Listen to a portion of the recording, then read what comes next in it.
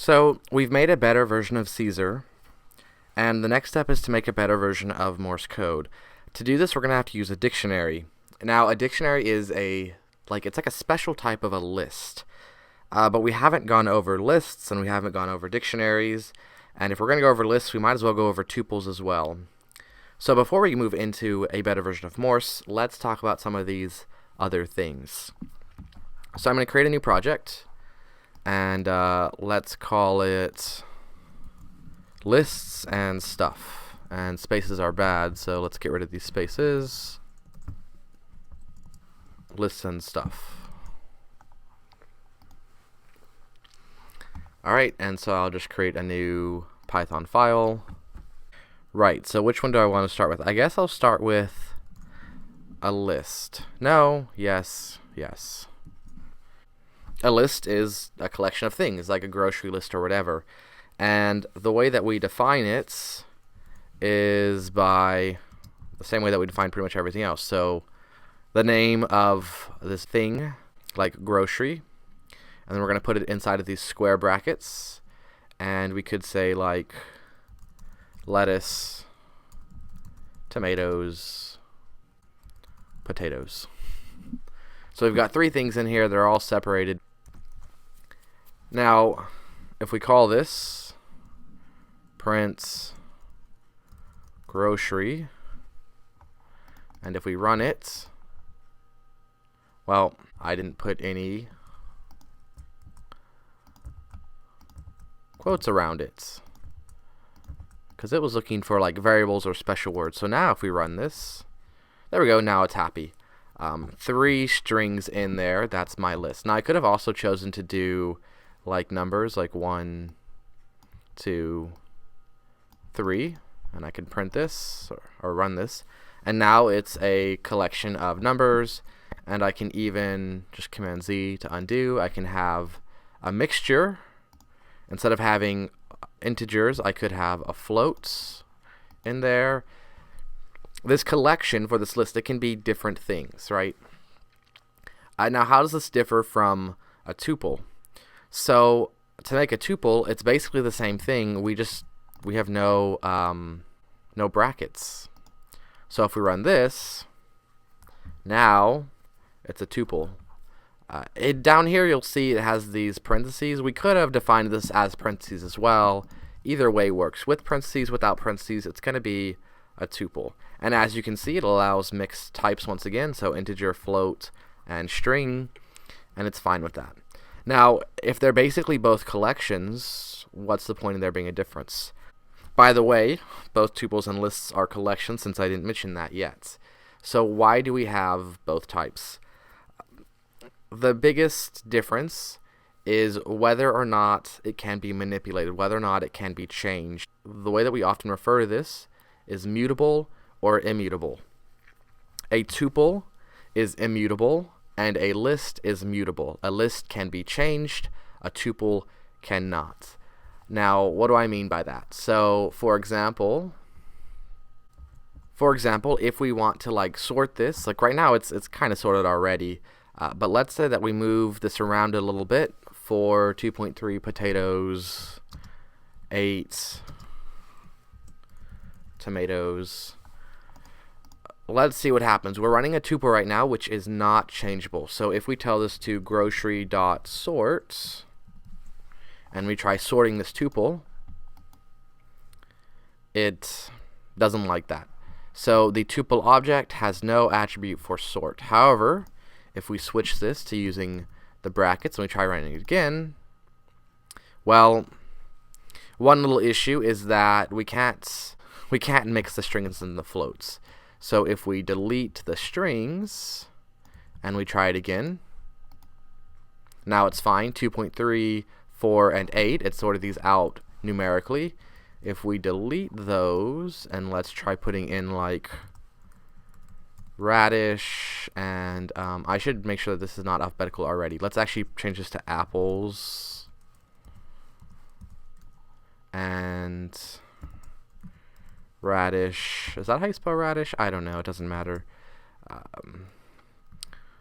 Squash, and what can go over here? oranges. So if we sort this, it also sorts it, and it sorts it alphabetically. So it's mutable. We can change it. We have changed this list by sorting it. Now, we've worked with something else that is immutable, and that's a string. Strings, like tuples, are immutable. Now, you might be saying, but we have transformed strings. And yes and no. When we did stuff like, let's go ahead and delete all that. When we did stuff like, hello, my name is Fred, and we transformed it into .lower, we didn't actually transform the string itself. Like, we can't run this. It's still, hello, my name is Fred with capitals, right? Because it's immutable. What we actually have to do is we have to redefine it, right? So we didn't actually transform this into this. Instead, we created a new string that is lowercase, and then reapplied that, or reapplied grocery, to this new string. We made a copy that had all lowercase instead, and we got rid of the original, more or less. So strings are immutable, just like tuples are. So you might be able to do some sort of transformation, some sort of taking a tuple and making a new variable with it that is a different variation of it, but you can't change the original. Just like with the strings, we can't change this original. We have to redefine it or make a new definition of it, but we can't transform that original string. So we'll still have this original string with capitals, and then whatever we define this new version of it is a different variable. It's a different string. It's not the same string as before. So let's take this back to the way it was. So tuple or list, why bother having both? The short of it is, it depends on what you want to do. Generally speaking, for a lot of people, it's not going to make that much of a difference. If you're just making small programs, small codes, it might not matter. But if you're doing something big, or if you're doing something that's going to have a lot of data passing through it, and it's going to be very hardware intensive, if you don't need that data to change, if this collection of things is always going to stay the same, it's a little bit more efficient to use the tuple.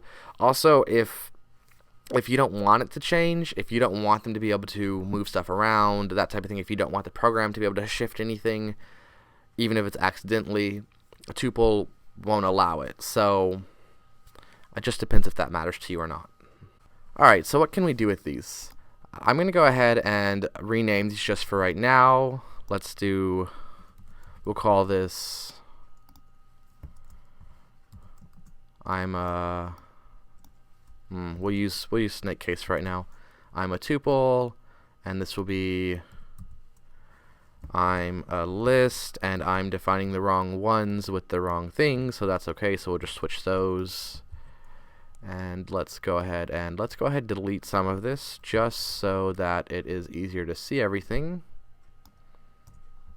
There we go. Alright, can we see everything now? Alright, we can see everything. So one of the things that you can do is you can append them.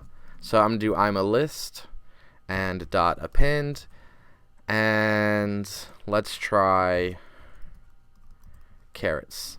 Now keep in mind, one is mutable and one isn't, so not necessarily everything is going to work with one that works with the other. Actually, let's keep them in the order that they were in. So I'm a tuple and I'm a list, and we'll try printing both, and we'll see what happens. Alright, so tuple doesn't like append, but let's see if list does. Oh, well, that would help.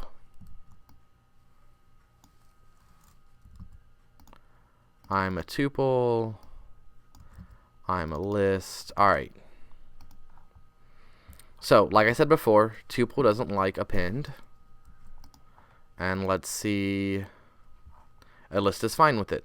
So an append is changing what's there, so once again, you can't change the tuple. Alright, what about remove? Obviously, we need to actually remove something that's in there because it can't remove something it can't find. So we can do remove. Same thing once again. Tuple doesn't like it. The list is fine with it. You know what? Let's actually tuple and list. Alright, what we can also do is not only can we remove by the direct name, we can also instead remove by like what place value this is. So like 0, 1, 2, because that's how we count with computers. So to do this, we'll put the name of the actual object. Let's stay consistent. So 1, and I'm a list 1. And I'm sure you're noticing a pattern here, so tuple doesn't like it, but list is cool with it. We can also do inserts,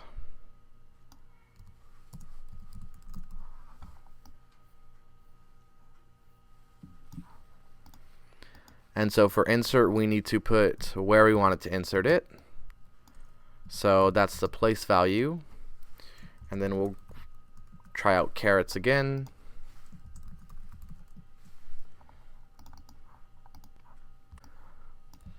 Same thing, tuple's not happy, but the list is cool, so it places it at spot 1, pushes everything else back. So insert is sort of like a special append, I guess, and there's sort of like a special remove as well. Sort of. We're going to call it, well, we're not going to call it, it is pop. And so we're going to do a pop on both.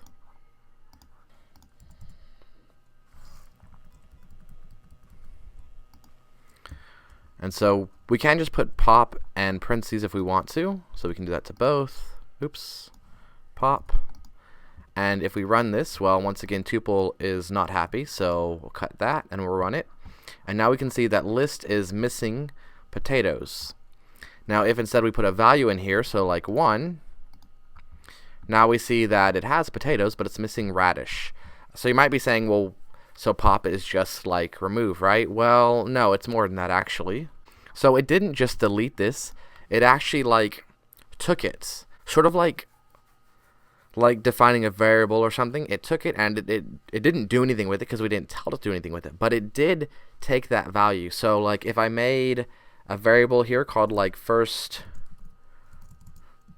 value, yeah, we'll go with value, that works, and we make it equal, and now if I do print first value and we run this, we see that we have squash, radish, potatoes, and this radish that we popped out is inside of first value. So it actually took it and it removed it. Once again, this works for the list, but it won't work for the tuple because immutable versus mutable. We can also use the length command if we want to with this, which will tell us how many objects there are in something. We should probably actually put that in there. And I'm a tuple. And so if we run this, we can see that there are 2 things inside of I'm a list. And keep in mind that's because we popped off one of them, and we can see that there are currently 3 things inside of I'm a tuple. And now, of course, we can use this with strings as well, you know, so you could instead put in here a bunch of random characters, and it will tell you how many characters are in there. But it works with both lists and tuples as well. And we can also use this to check if something is inside of something. So we could do like squash in I'm a tuple, and we could do, let's go with radish in I'm a list. And if we run this, we're going to get true for tuple and false for list because we had done this pop earlier. If I delete the 1, it's going to remove potatoes, which means that it'll be true for both.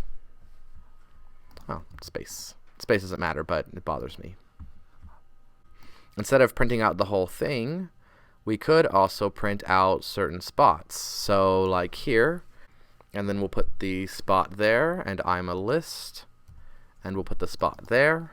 And now it's just going to print whatever's at those locations. So radish, radish. We could do a plus. So I'm a tuple, and this could be 2. And plus, I'm a list, and this could be 2. So we can concatenate this. Of course, if these were numbers, so 1, 2, 3, and 1, 2, 3, it will actually add those together. And of course we could use other operators as well, like multiplication. And of course these numbers are completely arbitrary. It could be 49 and 57 and 43 and really whatever we want, doesn't matter.